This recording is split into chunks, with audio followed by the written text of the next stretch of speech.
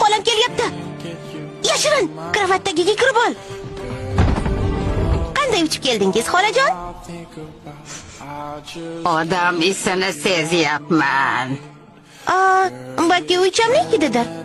Odamlar bilan tovuq oyog'ining hidi o'xshaydi.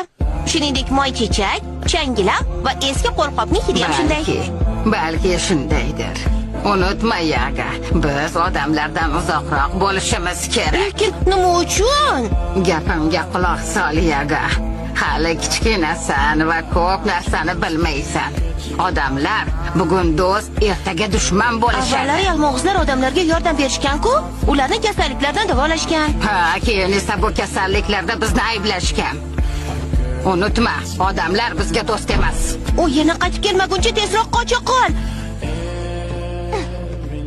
Kel, ertaga yana uchrashamiz. Lekin menga mumkin emasdi. Chin so'zim, menga ishonsang bo'ladi. Ishonaman. Unda o'sha joyda. Xo'p. Dugonam. Biz tomonga odamlar kelishyapti. Yolg'iz, ana! Xavotir olma, Yaga. Kitobni olib kel, ularni haydab solaman. Yo'q, u olib ketdimi? Bo'lishi mumkin emas. Kim uni olib ketdi? Dugonam. Meni dugonam bor, shaharlik qizcha. Sizga aytishga qo'rqandim. Seni ogohlantirgandim-ku. Endi kitobsiz nima qilamiz? Qoch, o'rmondan uzoqroqqa yashirinib ol.